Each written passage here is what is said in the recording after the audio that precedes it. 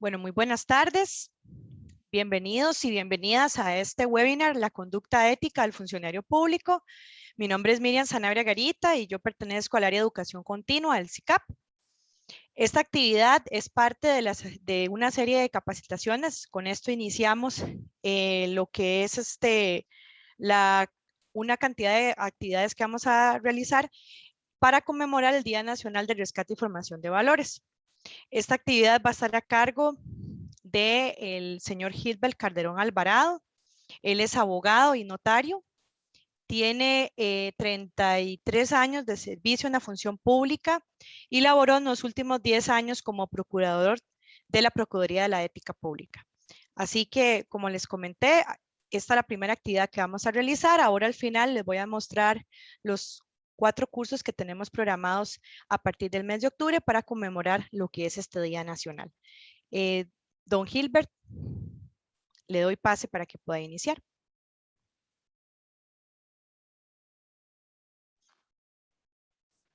Buenas tardes, Miriam, y buenas tardes a las personas que están conectadas. Un gusto poder compartir con ustedes el día de hoy algunas reflexiones sobre un tema tan actual como es el tema de la ética en el ejercicio de la función pública. Todos los días nos alarmamos al abrir el periódico y leer lo que está pasando en este país. Y por eso es muy importante este tipo de actividades como las que hace el SICAP para no descuidar un tema tan fundamental como es la ética en el ejercicio de la función pública. Precisamente con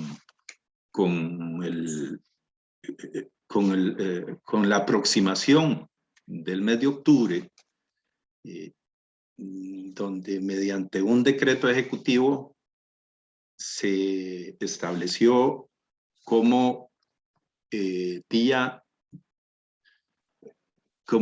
se estableció el 1 de octubre como el Día Nacional del Rescate y Formación de Valores.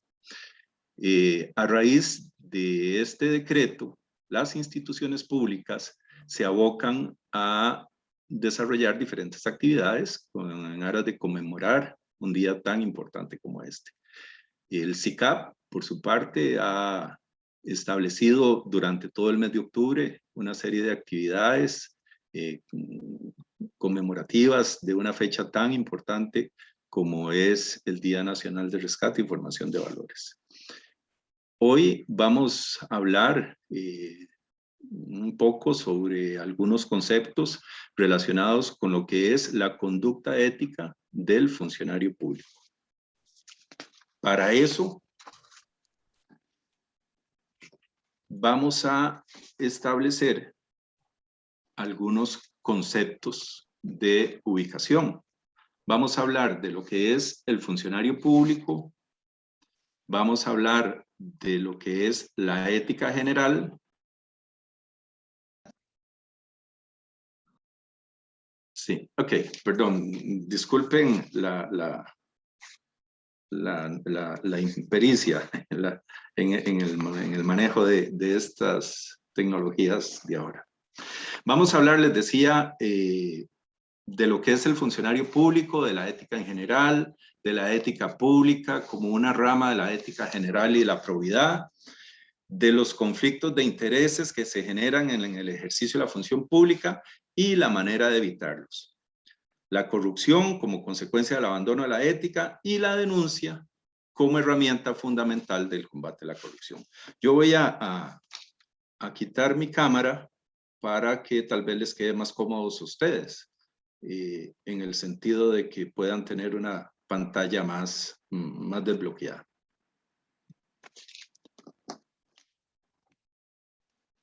El concepto de funcionario público, ¿qué debemos de entender por funcionario público? En un sentido amplio, podemos decir que funcionario público se considerará a toda aquella persona que presta sus servicios en los órganos y en los entes de la administración pública.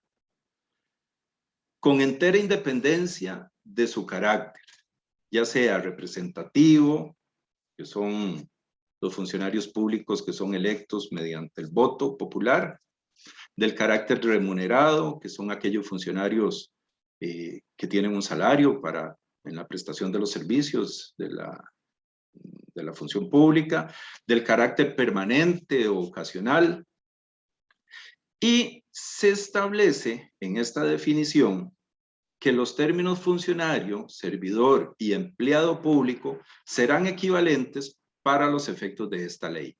¿Cuál ley? La ley contra la corrupción y el enriquecimiento ilícito, que fue la que vino a establecer en este artículo segundo un concepto amplio de lo que es el servidor público.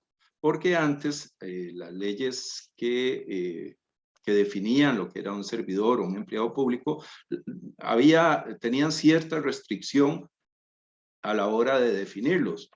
En razón de la aplicación precisamente de los principios éticos a todo el sector de funcionarios públicos, la ley contra la corrupción y el enriquecimiento ilícito viene a definir ya en definitiva que debe entenderse servidor público para los efectos de la aplicación de los principios éticos a todas las personas que laboran para la administración pública. Incluso, dice este mismo artículo, lo vemos acá, serán aplicables estas disposiciones de esta ley que contiene los principios éticos a los funcionarios de hecho, es decir, aquellos funcionarios que no tienen una investidura formal de nombramiento en la administración pública.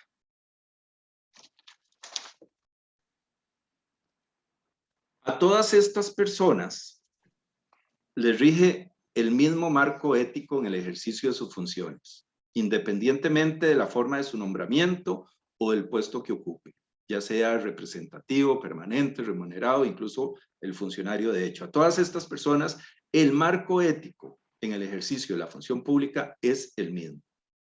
Asimismo, deberían de tener entonces las mismas consecuencias por la infracción de este marco jurídico todas estas personas. Sin embargo, en el día de hoy existe una laguna, diría yo, un vacío para ciertos funcionarios públicos que en mi concepto es una deuda que tiene todavía nuestro país. Ni los diputados ni el presidente de la República tienen sanción alguna por la violación de las reglas éticas que rigen el ejercicio de la función pública, ante la ausencia de un mecanismo que regule cómo sancionarlos. De tal manera que ese vacío los hace diferentes. Y vean cómo en esta definición de lo que es servidor público, se incluye para los efectos de la aplicación de esta ley el carácter representativo del funcionario público, es decir, aquellos funcionarios como los diputados o como el presidente de la República que están ejerciendo la función pública en virtud de que fueron electos por el voto popular. Resulta que ante la ausencia de un mecanismo de sanción, al día de hoy, ni los diputados ni el presidente, repito, pueden ser sancionados aun y cuando cometan violaciones de faltas éticas. Es urgente, diría yo, es una deuda que tiene el país, que tienen los diputados para autorregularse, que debemos hacer, porque todos los funcionarios públicos, en razón de la aplicación de los principios éticos en el ejercicio de la función pública, debemos de ser tratados de la misma manera. Vamos a ver, definido entonces, ¿qué es un funcionario público? Correspondería ahora analizar qué se entiende por ética pública para hacer la relación del título de la charla del día de hoy, la conducta ética de los funcionarios públicos. La ética en general es la rama de la filosofía que estudia el conocimiento de lo que está bien y lo que está mal en la conducta humana dentro de una sociedad. Es un conjunto de reglas y normas morales que rigen la conducta del ser humano y que establece cómo deben actuar y cómo deben comportarse sus individuos. Ahora, cuando se habla de ética pública, debemos entenderla como una rama de la ética general y básicamente nos referimos a las normas de conducta que deben regir el actuar del funcionario público y las relaciones entre este y los administrados para garantizar el bien común, que es el fin último del ejercicio de la administración pública. Es decir, la ética en el ejercicio de la función pública viene a ser el conjunto de reglas que el servidor público debe seguir para distinguir entre el bien común y el interés individual. Así, tenemos que la persona que opta por el ejercicio de la función pública adquiere con dicha decisión el compromiso de cumplir sus labores de acuerdo con los principios éticos que rigen la función pública. Ya sea un profesional o un técnico o una persona con conocimientos de carácter administrativo que decida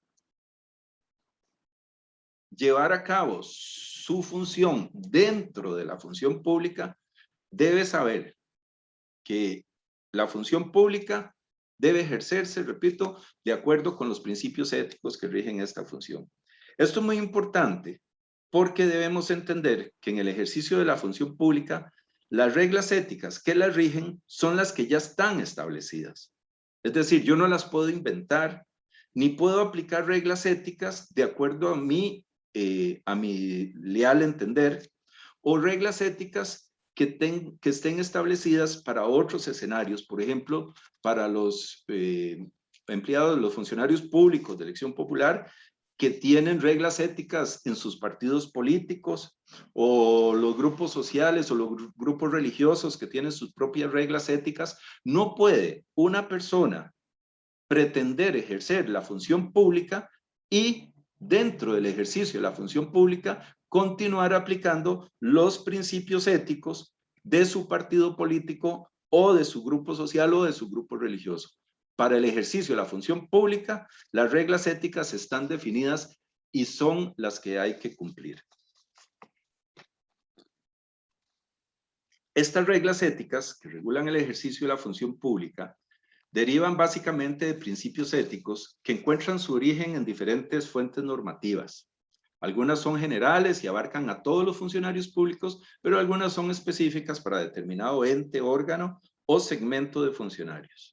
Así, estos principios éticos se pueden derivar de la constitución política, de los convenios o tratados internacionales, básicamente los que se refieren a la corrupción, la Convención Interamericana contra la Corrupción, la Convención de Naciones Unidas contra la Corrupción y recientemente la Convención de la OCDE que hemos suscrito como país y que son convenciones que comprometen a los Estados miembros a establecer un marco ético para que regule la actividad de la función pública.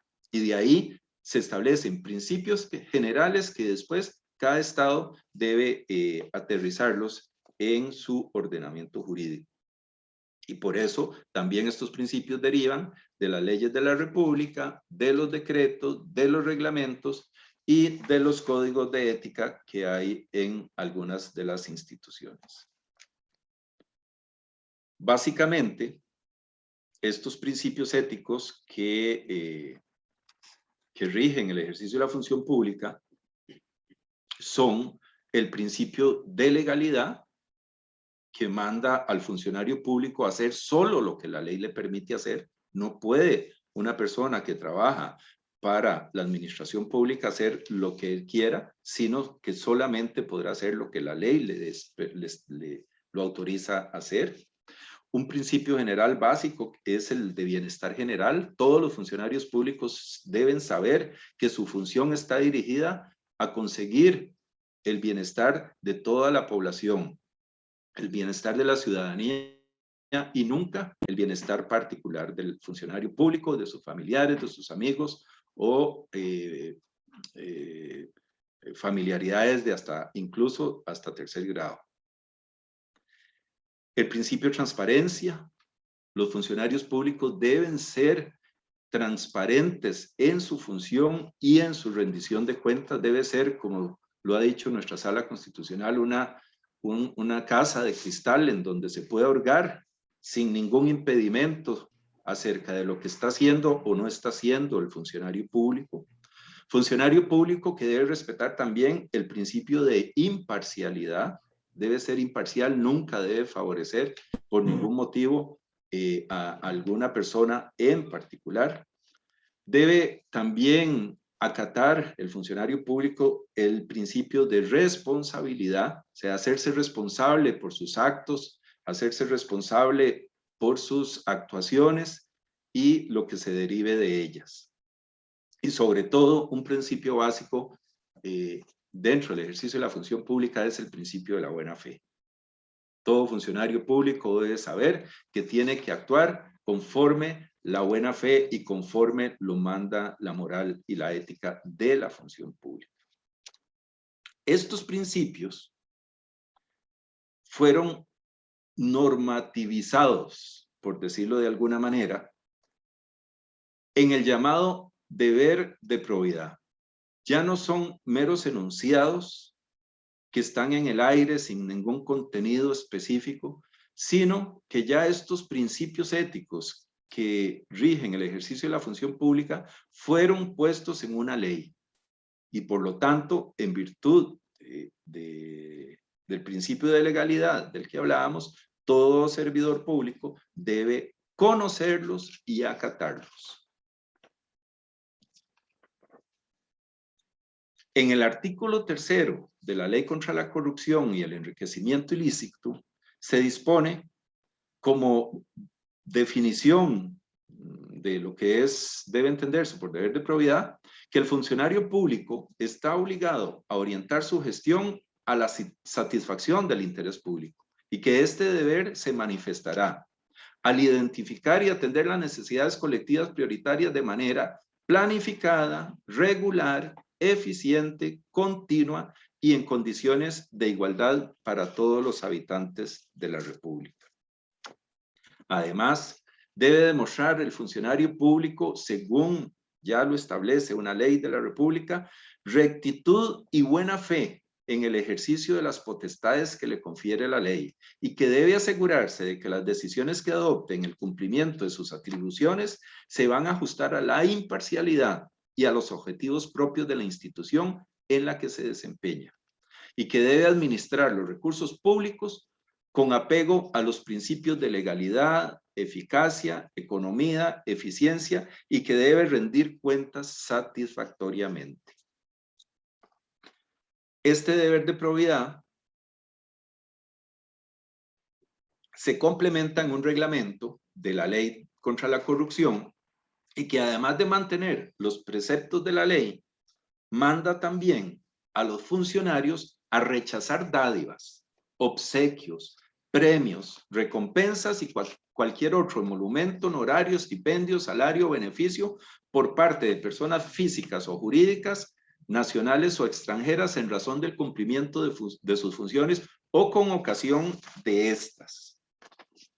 Es decir, como decía al inicio de esta actividad, cada día se sorprende uno al leer las noticias y ver cómo funcionarios públicos se involucran en la aceptación de regalías, de obsequios, de estipendios. Hemos visto en los últimos días almuerzos, bebidas, paseos. Cuando hay un marco normativo, hay una ley clara que dice y que obliga a los funcionarios públicos a rechazar estos obsequios, estas regalías, estos premios. Esto quiere decir que ni más ni menos, o que el funcionario público que está cometiendo esas faltas éticas no conoce el marco normativo y ya a partir de ahí está entrando mal al ejercicio de la función pública, porque como veíamos, para ejercer la función pública debe saberse que hay una serie de principios éticos que debemos de respetar, o que los conoce y que le importa y que no le importan, y siempre entonces está dispuesto a violentar los principios éticos que debería de respetar y por lo tanto debe ser una persona que tendría que apartarse del ejercicio de la función pública. Además de lo establecido en esta ley de corrupción y en el reglamento que les he dicho, hay otras leyes que los funcionarios públicos, por el solo hecho de ser funcionario público, debería de conocer, que regulan también cuáles son los principios éticos de los funcionarios públicos. Hay un decreto ejecutivo que viene desde el año 2006 y que refiere a principios como el afán de servicio, la integridad, la objetividad, la rendición de cuentas, la transparencia, la honradez, la racionalidad y el liderazgo. Si los funcionarios públicos ven que su líder está fallando en el cumplimiento de los principios éticos, ¿qué se puede esperar del resto de los funcionarios? De tal manera que dentro de este decreto ejecutivo se establece el liderazgo como un principio ético a cumplir por parte de los funcionarios públicos. Y la misma Contraloría General de la República ha emitido unas directrices generales para todos los funcionarios públicos en general, en donde se mencionan de igual manera la eficacia, la eficiencia, la austeridad, la lealtad, la responsabilidad y el liderazgo como otros principios éticos que rigen el ejercicio de la función pública. De la misma manera, tanto la Sala Constitucional como otros altos tribunales de justicia han venido perfilando cuáles son los principios éticos que deben regir el ejercicio de la función pública y cuál sería entonces la conducta ética que se espera de un funcionario público. Es decir, los principios éticos en general nos van a señalar cuál es la forma correcta en que deben actuar los funcionarios públicos. Deben actuar, en resumen, con prudencia, con austeridad, con integridad, con honradez, con seriedad, con moralidad y con rectitud, tanto en el desempeño diario de sus funciones como en el uso de los recursos públicos que les son confiados. Esto es lo que conocemos como la ética de los principios. Ahí están los principios éticos que regulan el ejercicio de la función pública y que deben de ser conocidos por todos los servidores del Estado. Pero además existe la llamada ética de la responsabilidad, que se refiere a que todo funcionario público debe afrontar las consecuencias de la violación de los principios éticos que regulan el ejercicio de la función pública. Y por eso les decía al inicio también de la importancia de que los señores diputados de la República y el señor presidente tengan un mecanismo de sanción por aquellas faltas éticas en que puedan eventualmente incurrir, porque si no, se quedaría solamente con una parte de la ética de la función pública, que es la ética de los principios, dejando de lado lo que llamamos la ética de la responsabilidad. Entonces, con fundamento en estos principios contenidos en estas normas y algunas otras ya de carácter particular que puedan tener cada una de las instituciones, tenemos que los funcionarios públicos no pueden realizar actividades ni establecer relaciones privadas prevaleciéndose indebidamente de las potestades y de la posición que le confiere su puesto, y que deben de actuar con rectitud en todo momento y que las actividades de cualquier índole que realicen a nivel privado no pueden entrañar un conflicto de intereses respecto de sus funciones como servidor público. Y aquí entramos entonces a un gran tema en cuanto a la conducta ética de los funcionarios públicos, como son los conflictos de intereses. En este sentido, debemos tener presente, para hablar de conflictos de intereses, que cada individuo posee una esfera de intereses privados, ya sea como empresario, como profesional o como simple persona habitante de este país. Pero que sin embargo, cuando esta persona opta para el ejercicio de la función pública, debe saber, como ya lo hemos venido diciendo, que la función pública está regida por una serie de principios que procuran establecer, satisfacer el interés público por encima del interés particular. De tal manera que cuando una persona ejerce la función pública, sabe que eventualmente va a encontrarse ante la necesidad de resolver un asunto relacionado con alguna de sus esferas de interés, de sus esferas privadas de interés. A eso es a lo que llamamos conflicto de intereses. Es decir, el conflicto de intereses involucra un conflicto entre la función pública y los intereses privados del servidor público, en el que éste posee intereses de índole privado que podrían influir de manera inadecuada en la ejecución de sus funciones y de su responsabilidad oficial. Siempre debe prevalecer el interés público. Cuando hay una sobreposición de los intereses y el funcionario público antepone su interés particular sobre el interés público que debería de defender y se da la ejecución de un acto administrativo, simple y llanamente nos encontramos ante un acto de corrupción. Y las consecuencias de la infracción de este deber de probidad, de estos principios éticos y la consecuencia de la ejecución de un acto de corrupción debe ser una responsabilidad penal, civil, administrativa o disciplinaria.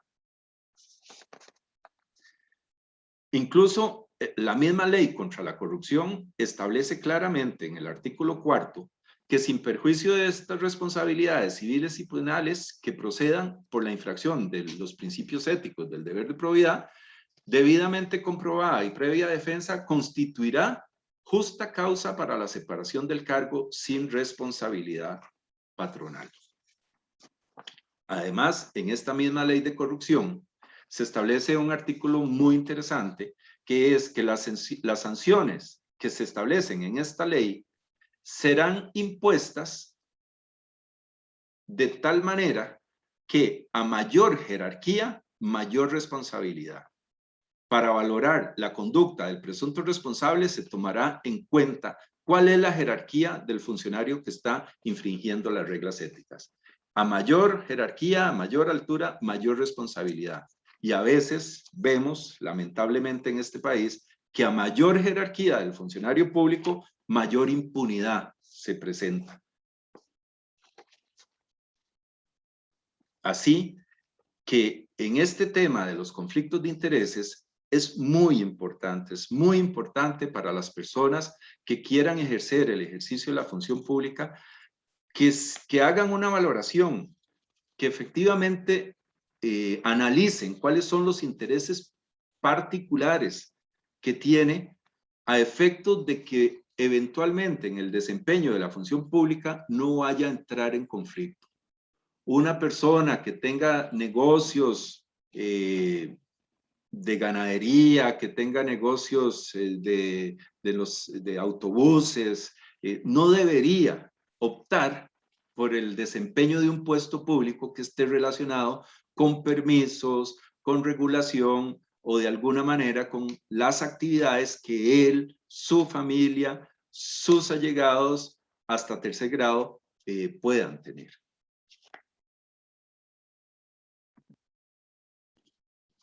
Decía el cardenal hondureño Óscar Rodríguez Maradiaga que la corrupción amenaza las democracias y que ésta aparece cuando se abandona la ética.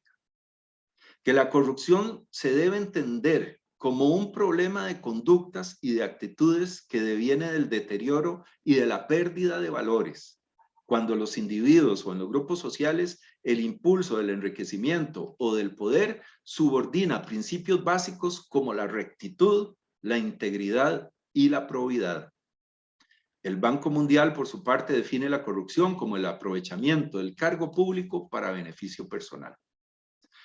Vean entonces cómo, cuando ya caemos en un acto de corrupción, es porque hemos abandonado la ética, es porque ya no nos importan los valores y que se ha dado una pérdida de valores, de los valores propios de la función pública, además de los valores particulares que pueda tener cada individuo.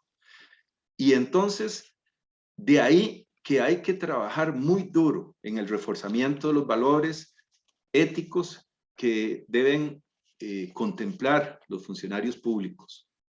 Y en un mes como este que viene, en el mes de octubre, actividades como las que va a llevar a cabo el SICAP y otras instituciones públicas son muy importantes en el tema del reforzamiento de los valores, para no caer en la corrupción, que es un mal mayor.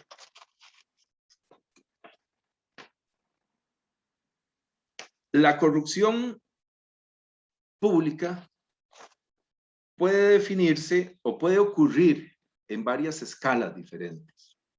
Hay corrupción que se presenta como pequeñas cosas entre un pequeño número de personas. A eso es a lo que se llama pequeña corrupción. Funcionarios públicos que se llevan para su casa papelería, funcionarios públicos que abusan de las herramientas tecnológicas de hoy en día para fines particulares, funcionarios públicos que abusan del tiempo otorgado para su descanso, de almuerzo, de café, y que dejan de prestar el servicio público por estar abusando y en situaciones privadas. Esa es la pequeña corrupción que da una imagen y afecta mucho el concepto que pueda llevarse el usuario de una institución que llega a buscar un servicio público y que no lo encuentra precisamente porque grupos pequeños de personas están desinteresados en llevar a cabo la función que le corresponde. Igualmente, se da la corrupción a gran escala y esta es caldo de cultivo en las contrataciones públicas. Y lo hemos visto últimamente porque se maneja mucha cantidad de dinero. Y esto sí, esta gran corrupción, denominada gran corrupción, sí es una corrupción nociva que afecta directamente a los sistemas democráticos por la pérdida de credibilidad del ciudadano en las instituciones públicas, en los servidores públicos. Se da una sensación de que todos los funcionarios públicos son corruptos, de que todas las instituciones públicas son corruptas, y entonces el ciudadano común entra en una apatía que incluso lo lleva a dejar de participar en los procesos democráticos porque parten de un concepto equivocado de que todas las personas que trabajan en la función pública son corruptos, a la hora de ver en las noticias estos grandes casos de contrataciones administrativas que se han obtenido por parte de la empresa privada a través de la entrega de dádivas o de obsequios, que como vimos son prohibidos por parte del marco ético de la función pública. Y es que aquí es claro también este otro tema, o sea, no hay corrupto sin corruptor. O sea, si el funcionario público en el tema de las contrataciones se corrompe, es porque hay un particular, en este caso una empresa privada, que tiene posiblemente dentro de su giro el lograr sus contrataciones a través de la entrega de coimas o de sobornos a los funcionarios públicos. Por eso es que hay que tomar partido tanto desde el sector público como desde el sector privado. Y por último tenemos lo que se denomina la corrupción sistémica, que es la corrupción que es tan frecuente que entra a ser parte de la estructura de la sociedad. Hay algunos servicios públicos en donde el ciudadano y el funcionario público han visto durante años tan normal la infracción de los principios éticos que ya lo toman como normal dentro del funcionamiento de la institución. Pagar para obtener una licencia, pagar para obtener un permiso de construcción, ya se va haciendo tan común que es parte de lo que el ciudadano y el funcionario público entienden que para poder lograr algún servicio del Estado hay que entregar un soborno al funcionario público. Y aquí entramos al tema de la denuncia como herramienta de combate a la corrupción. ¿Por qué? Porque precisamente estos actos de corrupción a los que hemos hecho referencia, en muchos casos no se denuncian.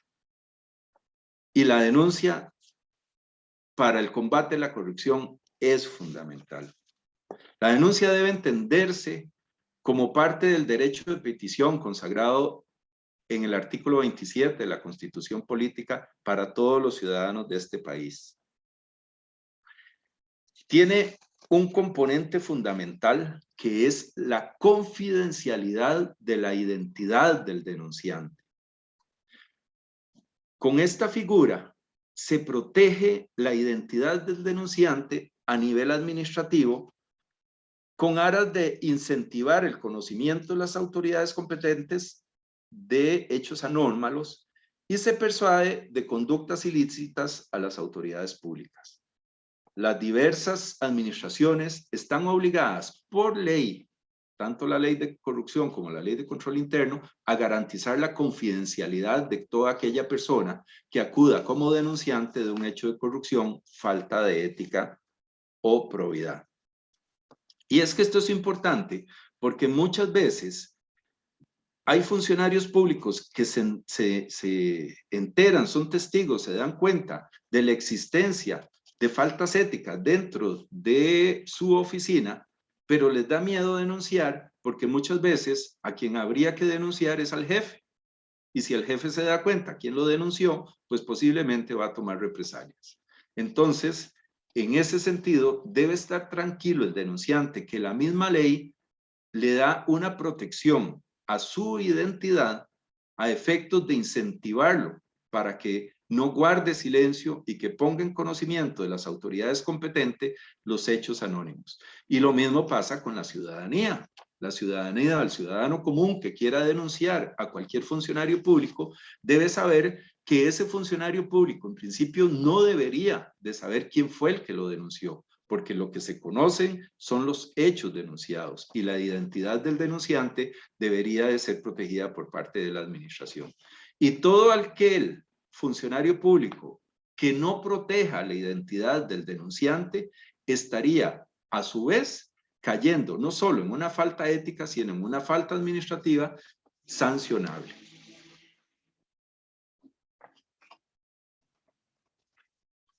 En este sentido, se debe precisar, en cuanto a la confidencialidad del denunciante, que el término de confidencialidad es distinto al término de anonimato, porque en el primero, en el de la confidencialidad,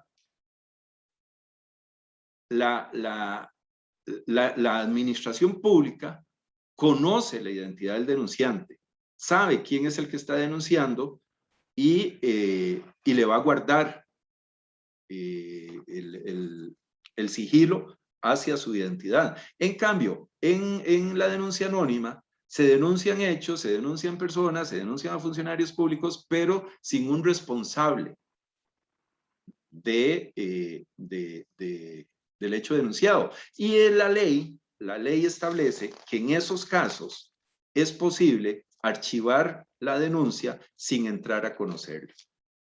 Por eso la importancia de identificarse como denunciante con la tranquilidad de que nadie va a saber el nombre ni las características de quién fue el que denunció, porque si lo hacemos de manera anónima, posiblemente la denuncia va a ser archivada porque así lo permite la misma ley. Entonces, al tener el denunciante la seguridad de que se le va a guardar la confidencialidad de su identidad, esto incentiva la denuncia de hechos de corrupción y se convierte en una herramienta clara de combate a la corrupción. La denuncia puede ser presentada ante la administración, ante las auditorías internas, ante la Contraloría General de la República, ante la Procuraduría de la Ética Pública y si son hechos que ya constituyen delitos, ante la Fiscalía General de la República. Es una presentación que puede ser escrita, oral o por cualquier otro medio electrónico. Como les decía, debe haber una identificación del denunciante, no puede ser una denuncia anónima, se debe hacer una relación de hechos con claridad y con precisión, y muy importante, se debe señalar un lugar para recibir notificaciones, para recibir respuesta en caso que desee ser informado del resultado de la gestión, porque independientemente de que el denunciante participe o no del procedimiento de sanción, la administración está obligada ante el conocimiento de un hecho de falta de ética o de corrupción a continuar hasta la finalización de un eventual procedimiento de sanción disciplinaria. Pero si el denunciante quiere ser informado del resultado final, debe poner un lugar para notificaciones y ahí se le informará. En el caso de las denuncias administrativas, incluso puede tener derecho a solicitar un recurso de revocatoria o de apelación si su denuncia fue desestimada. En el combate de la corrupción, todos debemos de estar unidos. Por eso la denuncia es fundamental, por eso el cumplimiento de los principios éticos por parte de quienes ejercen la función pública es fundamental, y en ese sentido yo los invito a todos, particulares y funcionarios públicos, a que unamos esfuerzo y que este país sea cada día menos corrupto. Muchas gracias, esa es mi propuesta, es una propuesta un poco genérica. Ya, como les decía, el SICAP tiene para el mes de octubre establecidas una serie de actividades ya formales, una serie de cursos. Yo estaré dando uno y los invitamos a que puedan coordinar y comunicarse con la gente del SICAP y recibir estos cursos que son muy importantes para el tema de los valores en el mes de los valores que celebramos ahora en octubre. Muchísimas gracias, don Gilbert. Aquí les estoy compartiendo la información de los cursos que vamos a impartir en el mes de octubre. A partir del 4 de octubre iniciamos con el primer curso, que es Ética en la Función Pública. Este va a estar a cargo del señor Luis Diego Víquez. Luego tenemos el curso de Principios Éticos de la Función Pública, que estará a cargo del señor Gilbert Calderón. Herramientas para la lucha contra la corrupción en Costa Rica. Este está a cargo del señor Carlos González. Cómo prevenir la corrupción asociada a las compras públicas. Está a cargo de don Carlos González y Lince Rodríguez. Y este último curso de conductas tipificadas para los funcionarios públicos, oferentes y contratistas para sancionar en materia de compras públicas, estos sanciones en vía administrativa. Estaría a cargo de la facilitadora Lince Rodríguez. Yo les voy a pasar toda esta información para que ojalá nos puedan acompañar. Son 4 cursos, como ustedes pueden ver, bastante importantes, y ojalá que puedan participar, y como dice don Gilbert, juntos podemos de alguna forma erradicar la corrupción en Costa Rica. No sé si alguno tiene alguna consulta, con muchísimo gusto. Nos quedan unos minutitos para preguntas. Bueno, aquí tenemos uno, don Gilbert, que nos está preguntando don Mario. En el caso de la gran corrupción en las contrataciones, ¿qué mecanismos tenemos en el país para prevenirla? Sí, bueno, hay muchos. La ley de contratación administrativa establece una serie de mecanismos que regulan el tema de la contratación administrativa, pero sobre todo, y con relación a la charla de hoy, es el tema de los principios generales, de los principios éticos. El tema de la contratación administrativa se sanearía mucho si nosotros respetamos los principios éticos de transparencia, de igualdad, de concurso, de publicidad. Son principios éticos que no solo para la contratación administrativa, sino para el ejercicio de cualquier función de la función pública, garantizan la prevención de la corrupción.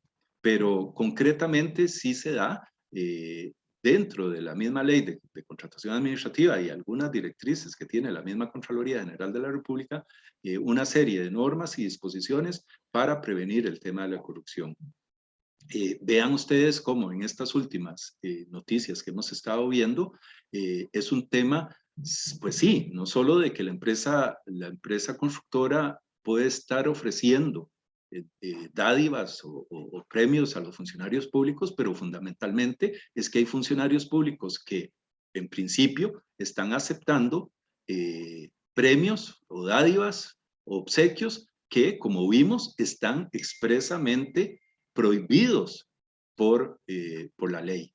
Y ahí tal vez yo rescataría la necesidad del refrescamiento en la capacitación de los funcionarios públicos. Yo no sé cuántos funcionarios públicos de este país entran a ejercer su cargo público directamente sin ninguna capacitación, ni de los objetivos propios que persigue la institución para la cual van a trabajar, como veíamos que es parte del deber de probidad, ni mucho menos cuál es el marco jurídico, el marco de principios éticos que van a regir su función. Entonces, o por ignorancia, o entonces sí, por mala conducta, los funcionarios públicos son los que tienen que poner el freno a los ofrecimientos que la empresa privada eventualmente les venga a hacer. Y un tema fundamental es la transparencia. Gracias, don Gilbert. De hecho, la Ley General de Contratación Pública busca justamente de alguna forma ir modificando esas conductas o más bien esas prácticas que hay a la hora de realizar las contrataciones. Con la estrategia de profesionalización, inclusive al crear perfiles, ¿verdad? De las personas que trabajan en proveeduría, se puede lograr que las personas que están ahí están bien capacitadas, que están bien informadas y demás. Entonces, con eso, esperemos que se pueda de alguna manera, inclusive, como lo dice acá don Mario, que podamos prevenir de alguna forma, pero igual, o sea, cumpliendo con los principios que indica don Gilbert, pues de alguna manera no deberían de existir en teoría este tipo de situaciones. Doña Pamela tiene una pregunta.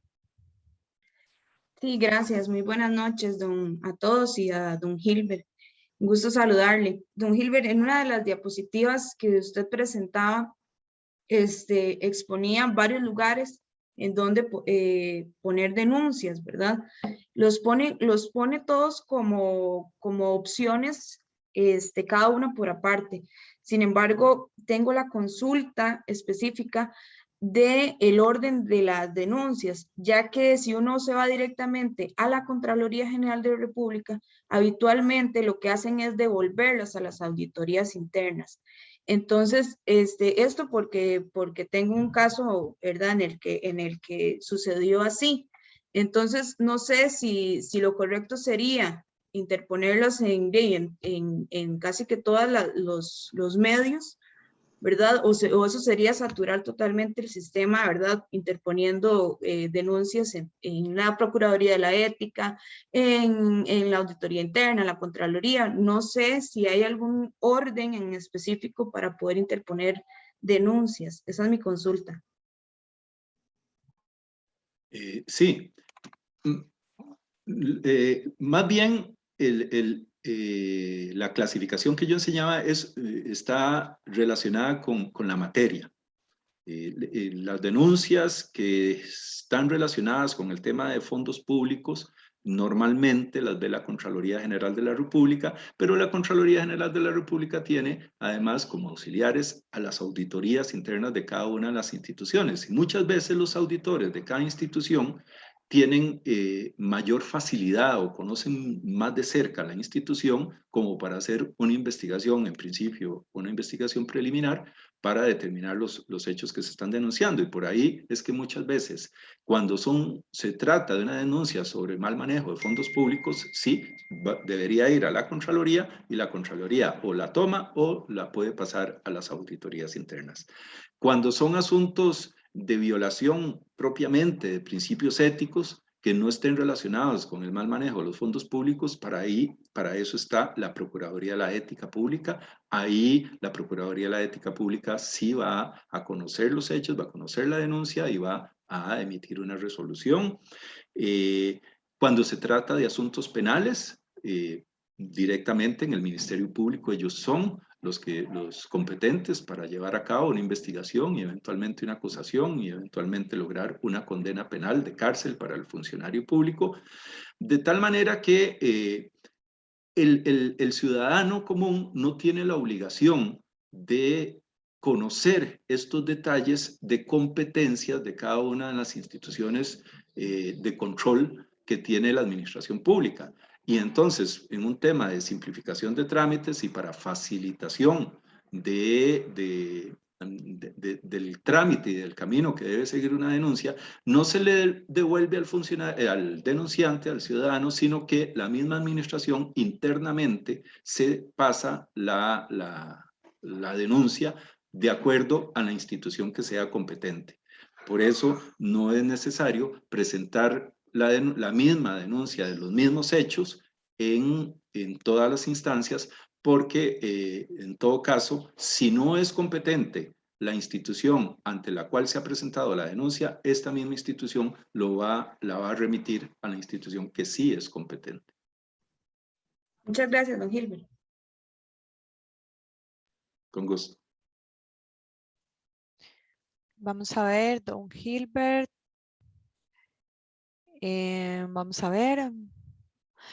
Dice, esto es un comentario, este aspecto de la capacitación a los nuevos funcionarios públicos es muy importante en todas las áreas, ya que a pesar de que se indica en la normativa que nadie puede alegar ignorancia de la ley, lo cierto es que poco se capacita en ese sentido, ya que el proceso de selección de funcionarios y la inducción se orienta mucho a lo técnico, dejando de lado el sentido de la función pública.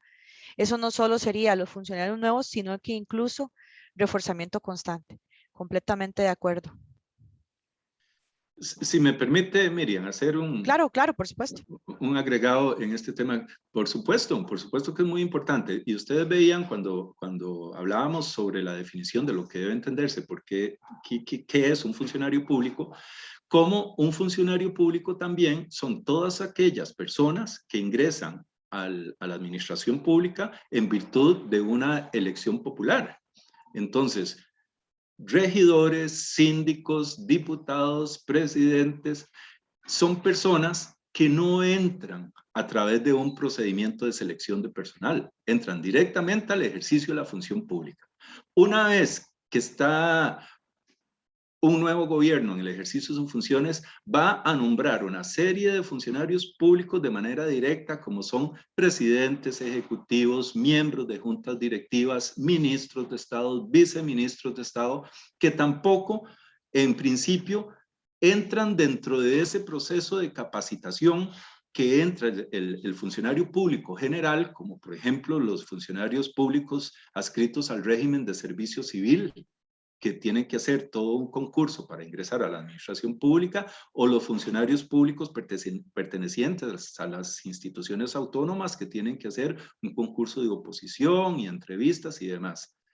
Dentro de este procedimiento para el funcionario público de carrera, posiblemente sí va o debería la administración contener un capítulo de capacitación, no solo en el ejercicio de las funciones que va a ser sustantivas, sino en estos temas éticos. Pero sí debemos de tener cuidado también en todo ese gran grupo de funcionarios públicos o de personas que entran al ejercicio de la función pública de manera directa, sin ningún concurso de oposición, para que también estén enterados de que, como dije, en la función pública hay una serie de principios éticos que debe de respetar y que no los debe inventar y que no los debe analizar desde su perspectiva. Ya están ahí, y si yo estoy optando por el ejercicio de una función pública, sé que tengo que someterme a ese marco ético, y lo menos que debería hacer es conocerlo antes de aceptar un cargo público.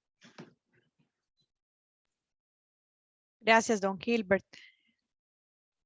Bueno, yo veo por acá agradecimiento de la gente. No veo más consultas. No sé si puedo participar un momentito. Claro que sí, don Oscar, por supuesto.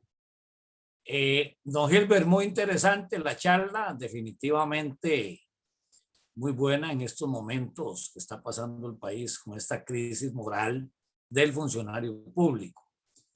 Aspectos fundamentales que se debe recordar es que la Ley General de Control Interno es la ley que vino a ser el instrumento operativo para regular todos estos aspectos y sumándole las normas generales de control interno de la Contraloría. Ya yo tengo de dar cursos en el SICAP más o menos 9 años y son los cursos sobre control interno y gestión de riesgos. Y la experiencia real y práctica que he visto en todos estos años con el montón de cursos y los participantes que llegan de diversas organizaciones es que no le dan énfasis a los riesgos de fraude y corrupción. Dentro de la gestión de riesgos que nos obliga la Contraloría con toda la normativa que tiene, es precisamente establecer controles sobre aquellas actividades donde se podrían generar riesgos de fraude y corrupción, como el proceso de compras, por ejemplo. En muchas organizaciones públicas ni siquiera consideran el riesgo de fraude y corrupción dentro de los riesgos operativos de la institución. Esa es la realidad. Eso es lo que se vive. La ley está, todo el mundo la conoce y se respeta, pero la práctica real no es esa. Aunado a la muy poca capacitación que se le da a la gente en el campo de ética y de valores. Ese es un aspecto fundamental. También recordemos que por principio de COSO, el informe COSO, que es la técnica que se sigue en Costa Rica para establecer un sistema de control interno, el primer componente, que es ambiente de control, y el primer principio es precisamente desarrollar una cultura de ética y valores en la organización, cosa que en muy pocas se da. Muy bien, muchas gracias, don Gilbert. Le agradezco mucho que nos haya instruido bastante en el campo jurídico sobre un tema tan importante. Muchas gracias. Gracias, don Oscar. Bueno, nos quedan 3 minutitos. Vamos por acá. ¿Dónde se registra la participación? Bueno, la presentación y el video de esta charla se las voy a enviar el día de mañana por correo electrónico. También la vamos a subir en nuestro canal de YouTube por si alguno de ustedes desea compartirlo con más personas que no se pudieron conectar el día de hoy. Vamos a ver, por acá unos comentarios. En la actualidad, dice don Mario, la nueva ley 9986 de la Ley General de Contratación Pública promueve que la ciudadanía sea activa en los procesos, en la parte de fiscalización principalmente. Y por acá, bueno, muchísimas gracias. Agradecerle a don Gilbert por su participación, por su tiempo y a todos ustedes también por acompañarnos en esta actividad tan importante. Mañana, como les indiqué, les vamos a compartir toda la información y también en nuestros cursos para que ojalá los puedan aprovechar. Muchísimas gracias por el tiempo y que tengan una linda noche. Gracias, don Gilbert. Con mucho gusto, mucho gusto. Buenas tardes a todos. Que descansen. Hasta luego.